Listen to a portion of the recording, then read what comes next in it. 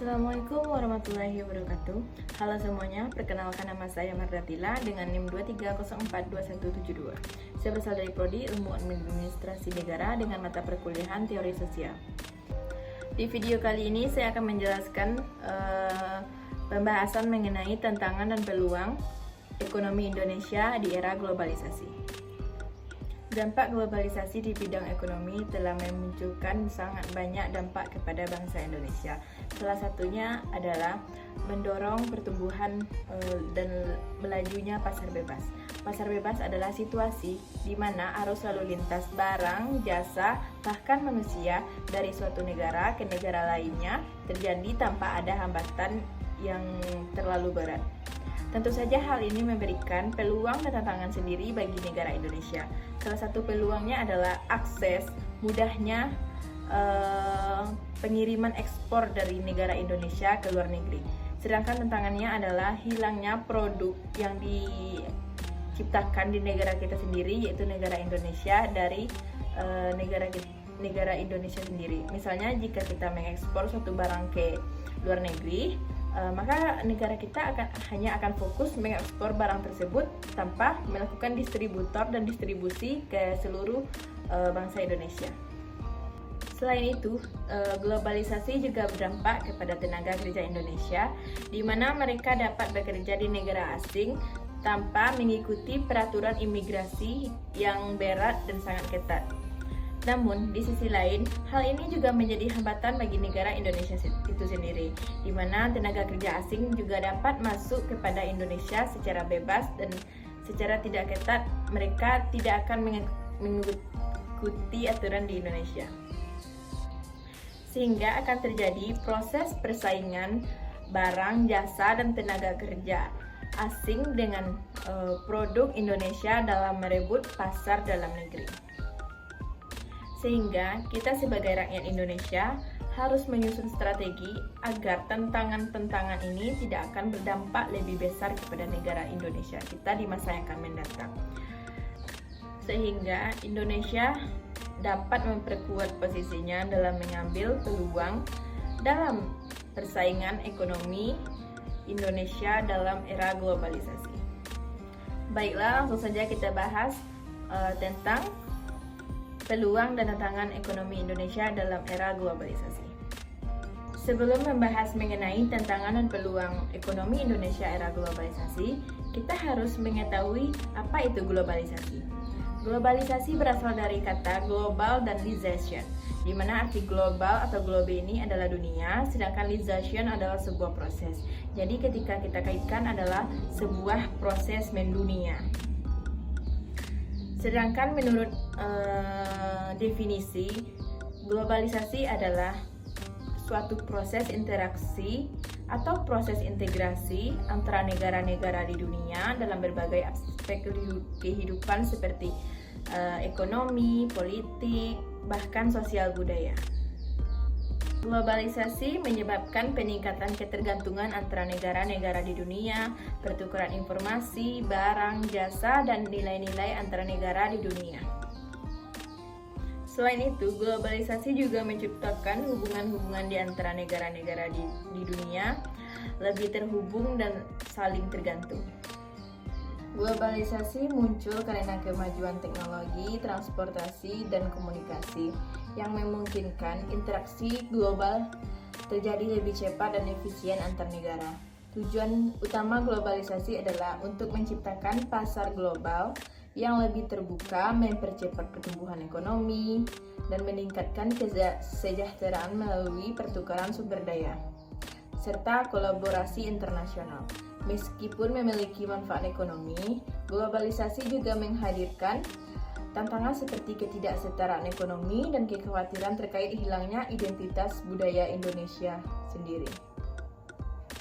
Pada dasarnya, setiap negara memiliki keunggulan komparatifnya masing-masing. Oleh sebab itu, langkah selanjutnya yang harus dilakukan adalah menyusun strategi guna memperkuat posisi Indonesia dalam kancah global di berbagai bidang, salah satunya adalah bidang ekonomi. Bidang ekonomi adalah salah satu bidang yang paling memberikan implikasi luas terhadap perkembangan globalisasi di dunia. Baiklah, langsung saja kita masuk kepada peluang ekonomi Indonesia di era globalisasi. Peluang yang pertama adalah peningkatan daya saing ekonomi untuk meningkatkan daya saing. Industrialisasi adalah salah satu upaya dalam peningkatan daya saing ekonomi Indonesia. Industrialisasi harus dilakukan dalam segala bidang. Hanya dengan industrialisasi, penerapan teknologi produksi yang baik dapat dilakukan. Teknologi produksi adalah syarat utama untuk meningkatkan produktivitas dan nilai tambah suatu barang atau jasa produk Indonesia. Peluang yang kedua adalah meningkatkan laju ekspor. Indonesia harus bekerja ekstra menjadi pelaku perdagangan. Produk-produk yang dihasilkan perusahaan baik kategori besar atau usaha mikro, kecil atau menengah harus mampu berdaya saing dengan negara-negara lain di era globalisasi ini. Oleh sebab itu, kualitas produk dan jasa harus menjadi hal prioritas nomor satu dalam pemproduksian barang. Peluang yang ketiga adalah pemberdayaan UMKM. Belum kokohnya fundamental perekonomian Indonesia saat ini mendorong pemerintah terus memberdayakan usaha mikro kecil dan menengah. Sektor ini mampu menyerap tenaga kerja cukup besar dan memberi peluang bagi UMKM untuk berkembang dan bersaing dengan perusahaan yang lebih cenderung menggunakan modal besar. Eksistensi UMKM tidak dapat diragukan lagi karena terbukti mampu bertahan dan menjadi roda penggerak ekonomi, terutama pasca krisis ekonomi. Peluang yang keempat adalah pembangunan infrastruktur.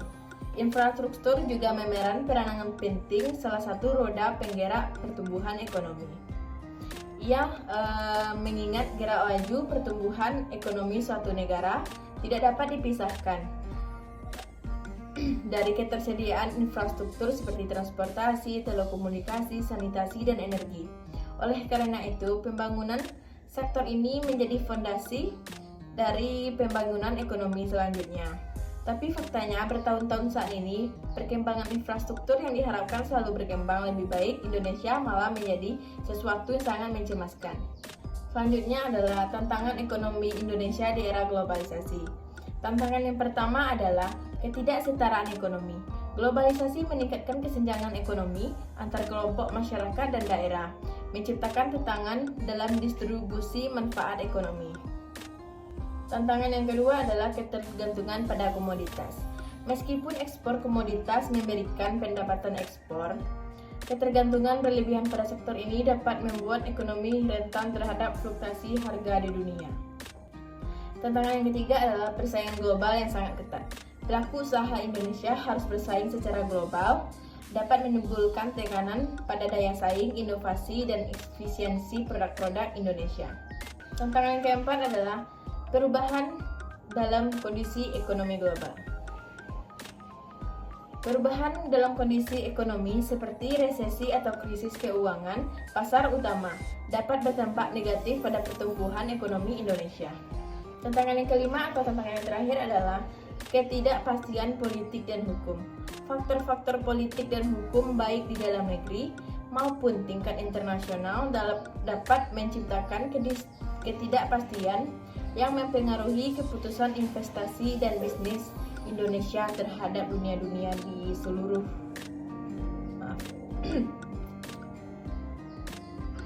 Tantangan yang kelima adalah ketidakpastian politik dan hukum. Faktor-faktor politik dan hukum baik dalam negeri maupun di tingkat internasional dapat menciptakan ketidakpastian yang mempengaruhi keputusan investasi dan bisnis negara Indonesia terhadap negara-negara lainnya di seluruh dunia. Kesimpulannya adalah berbagai tantangan dan peluang pembangunan ekonomi yang kita hadapi di tahun ke tahun di masa globalisasi diharapkan dapat memacu kita untuk lebih memanfaatkan momentum dan mengoptimalkan upaya dalam menjamin percepatan pembangunan infrastruktur agar dapat memacu berkembangnya sektor ekonomi produktif guna mengatasi masalah kesenjangan ekonomi di negara Indonesia. Sekian materi yang dapat saya jelaskan, kurang dan lebihnya saya mohon maaf. Saya akhiri dengan Assalamualaikum warahmatullahi wabarakatuh.